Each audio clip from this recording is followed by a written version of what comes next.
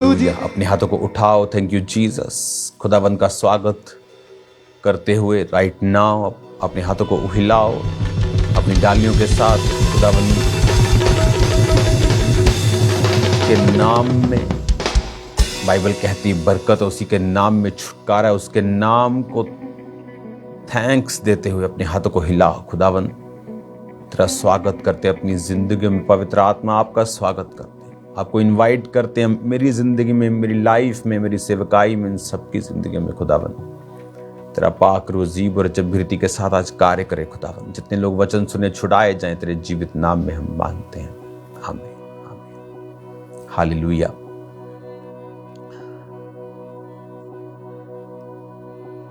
Congratulation, बधाई हो आपको आज पाम संडे की। पाम संडे वाले दिन बाइबल कहती प्रभु यीशु मसीह ने यरूशलेम में प्रवेश किया था और लोगों ने खजूरों की डालियों के साथ प्रभु यीशु मसीह का स्वागत किया। अपने कपड़ों को उनके पैरों के नीचे बिछा दिया और जब प्रभु यीशु मसीह उस जगह पर उस स्वागत को देख रहे थे तो उनको मालूम था कि कुछ ही दिनों में मुझे क्रूस पर चढ़ाया जाएगा और मुझे मारा जाएगा और तीसरे दिन मैं मुर्दों में से जी उठूंगा। ये जानते हुए भी, इसीलिए वचन कहता है कि गतसमनी बाग में जो आने वाला थर्सडे है, जब प्रभु यीशु मसीह आखिरी भोज अपने चेलों के साथ लेने वाले थे, और बाइबल कहती है कि प्रभु यीशु मसीह ये बात जानते थे कि उन्होंने परमेश्वर से उनकी अलगताई होगी और उनको वचन कहता है कि जो क्रूस पे लटकाया जाता है वो श्रापित है। और पिता ने जब वो क्रूस के ऊपर थे अपने मुख को उनसे फेर लिया था और इसीलिए प्रभु यीशु मसीह ने कहा था कि हे पिता, हो सके तो ये कटोरा मुझसे टल जाए। अब जो वचन मैं आपको देना चाहता हूं, प्रभु यीशु मसीह के जैसे इस दुनिया में किसी ने काम नहीं किए, उनके जैसी किसी ने हीलिंग नहीं की, उनके जैसे किसी ने भी परमेश्वर के महिमा नहीं की। बाइबल कहती उनके जैसा प्रभु को किसी ने भी फॉलो नहीं किया। आज जब हम इन बातों को सुनते हैं और देखते हैं किस तरह से परमेश्वर आपकी लाइफ में काम करता है और क्यों करता है और कैसे करता है। पाम संडे वाले दिन हम चर्चिस में डालियों को लेके जाते हैं और रीति रिवाज की तरह जीसस क्राइस्ट को हम जिस तरह स्वागत किया था स्वागत करते हैं, लेकिन क्या वो सचमुच आपकी लाइफ में है? क्या सचमुच वो आपके फाइनेंस में है? क्या सचमुच वो आपके परिवार में है? क्या सचमुच आपने अपनी लाइफ में उसका स्वागत किया है या नहीं किया है? कैसे मालूम होगा? क्या आप एक रीति रिवाज की तरह, एक धर्म की तरह जीसस क्राइस्ट को आज मनाने के लिए चर्चिस में हैं, या आप रियली आपने जीसस क्राइस्ट को अपनी लाइफ दी है और अपनी जिंदगी में आपने प्रभु यीशु मसीह का वेलकम किया हुआ है? ये मालूम होता है आपकी जिंदगी के छोटे से छोटे डिसीजंस जो आप परमेश्वर के लिए लेते हैं। आज जब हम डैनियल की पुस्तक को पढ़ते हैं तो वचन ये कहता है कि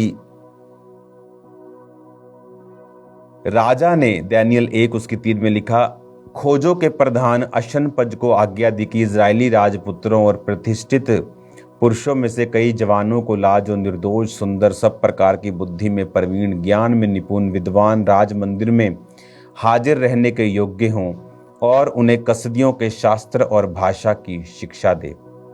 राजा ने आज्ञा दी उसके भोजन और पीने के दाख मधु में से उन्हें प्रतिदिन खाने पीने को दिया जाए और 3 वर्ष तक उनका पालन पोषण होता रहे। तब उसके बाद वो राजा के सामने हाजिर किए जाएं। उनमें यहूदा की संतान में से चुने हुए डैनियल, हनन्याह, मिशाएल और अजर्या नामक यहूदी थे। 8 आयत में लिखा, परंतु डैनियल ने अपने मन में ठान लिया था कि वो राजा का भोजन खाकर और उसके पीने का दाख मधु पीकर अपवित्र ना हो, इसलिए उसने खोजों के प्रधान से विनती की कि उसे अपवित्र ना होना पड़े। परमेश्वर ने खोजों के प्रधान के मन में डैनियल के प्रति कृपा और दया भर दी। बहुत से लोग आज चर्चिस में होंगे, लाखों लाखों की तादाद में, एक हमरा चर्च की तरह बहुत से लोग लाखों में, आज करोड़ों में चर्चिस में होंगे इस पवित्र दिन को मनाने के लिए। लेकिन क्या प्रभु यीशु मसीह ये चाहते हैं कि आप इस दिन को सेलिब्रेट करें, या वो ये चाहते हैं कि आप रियल में परमेश्वर को अपने मन में बसाकर अपनी लाइफ में उसका वेलकम करके अपनी जिंदगी को बिताएं? कैसे मालूम होता है कि आपने प्रभु यीशु मसीह का स्वागत किया है अपनी लाइफ में और प्रभु यीशु मसीह आपकी जिंदगी में रहते हैं? यहां लिखा है कि इजरायली राजपुत्रों में से उन लोगों को ले लिया गया। राजा ने कहा इनका पालन पोषण करो, राजा के दाख मधु और मीट में से खाने के लिए दो। अब अगर आप यहूदी ट्रेडिशंस को देखते हैं तो उनमें मीट खाना मना नहीं था, वो भी मांस खाते थे। और यहां पर लेकिन लिखा है कि दानियल ने अपने मन में ठान लिया था। ठानने का मतलब है उसने एक फैसला कर लिया था कि इसका असर क्या होगा, इसकी मेरे को क्या प्राइस पे करना पड़ेगा, कोई मैटर नहीं करता, लेकिन मैं इसको नहीं खाऊंगा। अगर आप बेबीलोन की हिस्ट्री को फॉलो करें तो आपको ये बात मालूम होती है। जब आप बेबीलोन को पढ़ते हैं, आप अपनी स्क्रीन के ऊपर एक मैप को देख रहे होंगे कि बेबीलोन जो था वो आज के हिसाब से वो कहां पर था। तो ये बेबीलोन जो था उस समय में, ये अगर आप देखेंगे तो काफी इसका हिस्सा जो था वो समुद्र के पास था। तो राजाओं का जो खाना था उसमें लॉबस्टर्स शामिल थे, उनमें शेल फिशेस जो होती हैं, प्रॉन्स होते हैं, वो शामिल थे। अगर आप बेबीलोन को पढ़ेंगे तो आपको मालूम होगा कि वो लोग हॉर्स मीट खाते थे, वो लोग घोड़े का मीट खाते थे, वो लोग सूअर का मीट खाते थे। सूअर का मीट, घोड़े का मीट, जो सी फूड है, ये उनके डाइट का मुख्य हिस्सा था। एक रीजन ये था उसका उस मीट को मना करने का, क्योंकि बाइबल में घोड़े के मीट को, सूअर के मीट को, ये पुराने नियम की बात चल रही, जब परमेश्वर ने पूरा बताया था कि तुम कौवा नहीं खा सकते, तुम ये वाला बर्ड खा सकते हो, ये नहीं खा सकते, तुम ये वाला पशु खा सकते हो, ये नहीं खा सकते, जिसके आप अलग अलग तरह से मछलियां कौन सी हम खा सकते हैं, कौन सी नहीं खा सकते। लेकिन अगर जब आप बेबीलोन को और उनकी हिस्ट्री को और उनके फूड कल्चर को आप पढ़ते हैं और स्टडी करते हैं, आपको मालूम होता है कि वो सब तरह का वही खाना था जो बाइबल में मना था। तो आप ऐसा नहीं कह सकते कि हाँ आज कौन सा मीट बना है, इस मीट में ये वाला मीट है कि नहीं। तो दानियल ने ये सोचा कि मैं इसको पूरी तरह से त्याग दूंगा। और जब यहाँ पर उसने कहा है कि 10 आयत में कि जब खोजों के प्रधान ने उससे कहा कि तुम्हारा खाना पीना तो उसी ने ठहराया है, अगर तेरा मुंह उतरा हुआ तो हम ट्रबल में आ जाएंगे। और 12 आयत में लिखा कि उसने कहा मैं तुझसे विनती करता हूं कि 10 दिन हमें साग पात दे। जब आप साग पात को, जब आप इसको आप डीप स्टडी में लेके जाते हैं तो वो दालों की बात कर रहा था, वो सब्जियों की बात कर रहा था, वेजिटेबल्स की बात कर रहा था, वो एक वेजिटेरियन फूड की बात कर रहा था।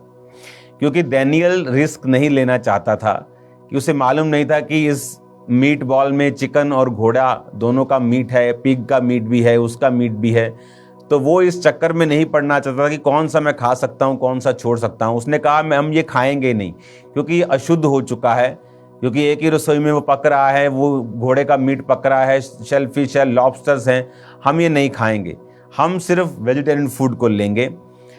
और अगर आप बेबीलोन को स्टडी करेंगे तो वो एक रीज़न ये भी था, और दूसरा रीज़न था कि अपने खाने और पीने, अपनी दाख मधु दाख रस को और अपने खाने और पीने और मीट की चीज़ों को वो बलिदान करके भी मूर्तियों के सामने उनको खाने का उनका ट्रेडिशन था। तो ये प्रॉब्लम थी कि दानियल अब उस फूड को नहीं ले सकता था। बाइबल कहती है उसने अपने मन में ठान लिया। आपकी लाइफ में आपका नाम क्रिश्चियन हो सकता है, आपके गले में बड़ा मोटा सा क्रॉस हो सकता है, आपके घरों पे क्रॉस लगा हो सकता है, लेकिन यह भी हो सकता है कि आपका जीसस क्राइस्ट के साथ दूर दूर तक कोई भी संबंध ना हो। वचन ये कहता है कि दानियल जो था उसने मन में ठान लिया कि मैं परमेश्वर का जो वचन है मैं इसे ब्रेक नहीं करूंगा, मैं परमेश्वर के वचन से दूर नहीं हूंगा, ये मेरा फर्स्ट प्रायोरिटी है।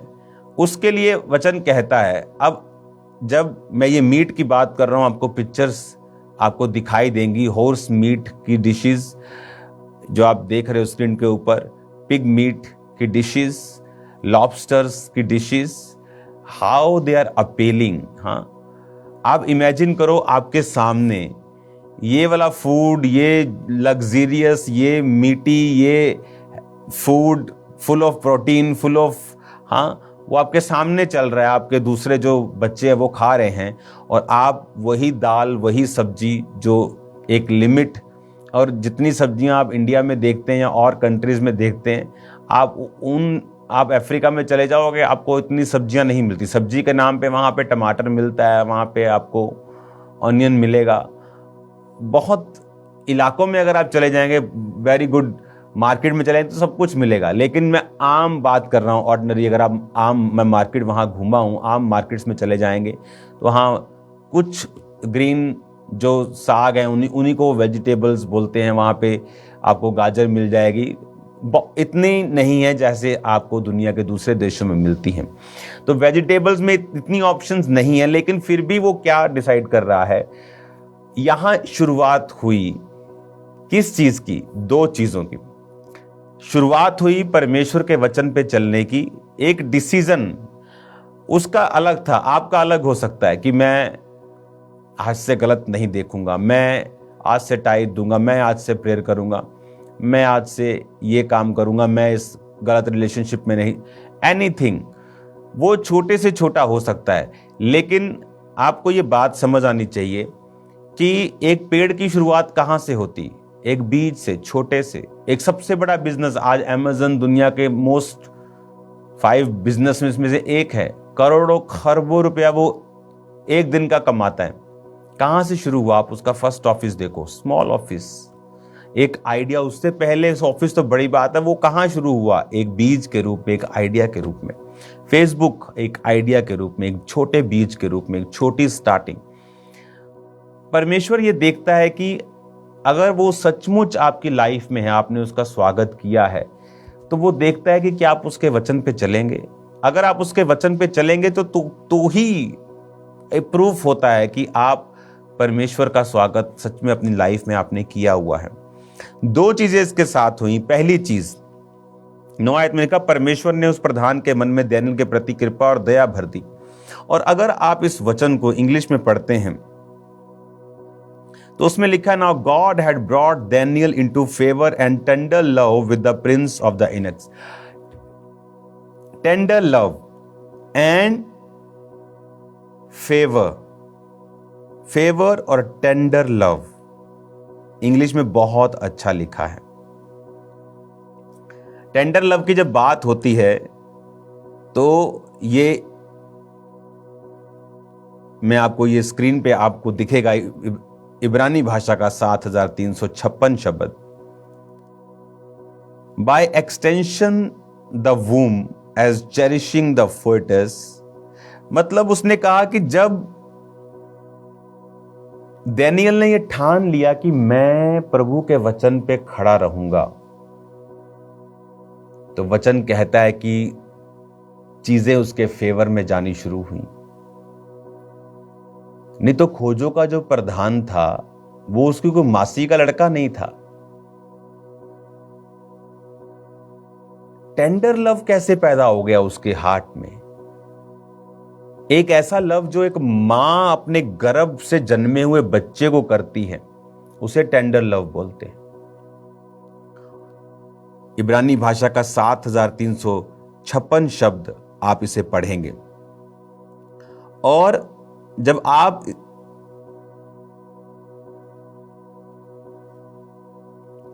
इस शब्द को अगर आप स्टडी करेंगे तो ये लव से थोड़ा आगे निकल जाता है।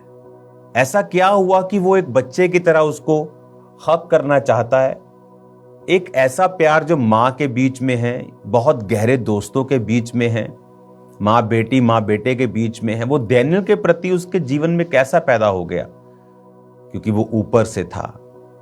नीति वचन 3 में जब आप पढ़ते हैं, मेरी फेवरेट आयतों में ये आयत है, तो उसमें लिखा है कि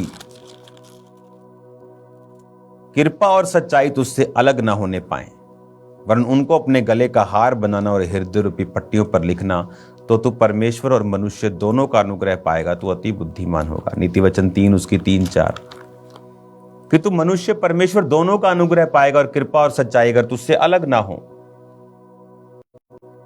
आज कोई आपको सताए तो आप सच्चाई से अलग होने के लिए तैयार हो जाते हैं, लेकिन वचन कहता है कि अगर कृपा और सच्चाई तुझसे अलग ना हो तो मनुष्य और परमेश्वर दोनों का फेवर तुझे होगा।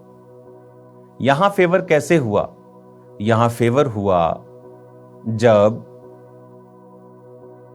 वो व्यक्ति जो उसे जानता तक नहीं था उसे टेंडर लव और फेवर देने लगा। ये कहां से आया? ये डैनियल के परमेश्वर के वचन के ऊपर खड़े रहने से ये उसकी लाइफ में आया। इस वचन को मैं कंटिन्यू आपको ईस्टर के मीटिंग में भी देना चाहूंगा, क्योंकि ये बहुत इंपॉर्टेंट है आप लोगों के लिए।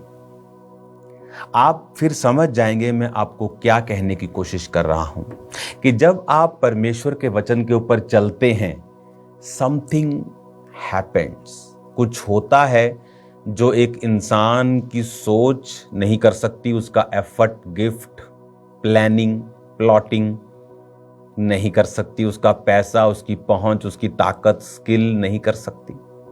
ये परमेश्वर कर सकता है। और इसीलिए मैंने कहा इस डाली को हाथ में लेकर स्वागत करने से कुछ नहीं होगा जब तक आपके हार्ट में आप जीसस क्राइस्ट का स्वागत करके उसके वचन पर चलने की ठान नहीं लेंगे। तो डैनियल का उसके वचन के ऊपर चलना फेवर और टेंडर लव की शुरुआत थी। और भी क्या हुआ डैनियल के साथ हम नेक्स्ट मीटिंग में शेयर करेंगे। और मैं आपको बता रहा हूं आपकी लाइफ सेम नहीं होगी इन जीसस ने। आपको आज से वचन को सीरियसली लेना है, वचन के ऊपर चलना है। आज से आपको वचन को अपने दिलों में लेकर अपने मनों में से पहनकर आपको चलना है। आपकी लाइफ सेम नहीं है इन जीसस नेम। आप सेम नहीं है इन जीसस नेम। हालेलुया। अपने हाथों को उठाओ। Thank you Jesus. खुदा बाप तेरा पाक रूह अजीब और अचंभी और बड़ी रीति के साथ इनकी जिंदगी में कार्य करे। इन्हें ब्लेस कर खुदावन, तेरे जीवित नाम में तेरी ताकत, तेरी बरकत इनके जीवनों पे आए, तेरी हीलिंग आए, तेरी डिलीवरेंस आए। आज से तेरे वचनों के ऊपर चलें खुदावन। जिस तरह प्रभु यीशु मसीह आपने पिता को प्रसन्न किया और पिता ने आपको जी उठाया, उसी तरह से ये आपको प्रसन्न करें खुदावन, और हर एक मुर्दा चीज इनकी जिंदगियों से जी उठे। ये बरकत को पाएं इन जीसस नेम। हालेलुया। याद रखें डैनियल की शुरुआत शरीर की इच्छाओं के ऊपर काबू रखने से हुई। जब वो स्वाद को उसने काबू कर लिया, वो उन मीट डिशेस, उन लॉबस्टर डिशेस पे नहीं गया। वो सब जो बाइबल में मना था उसके सामने था, लेकिन वो वही खा रहा था जो शायद उसकी जुबान को अच्छा ना लगता हो। जब आप शरीर पर कब्जा कर लेते हैं, आप बहुत चीजों को पाते हैं जो आप वैसे नहीं पा सकते। इसको मैं कंटिन्यू रखूंगा। खुदावंद आपको बरकत दे। आप सेम नहीं है। God bless you.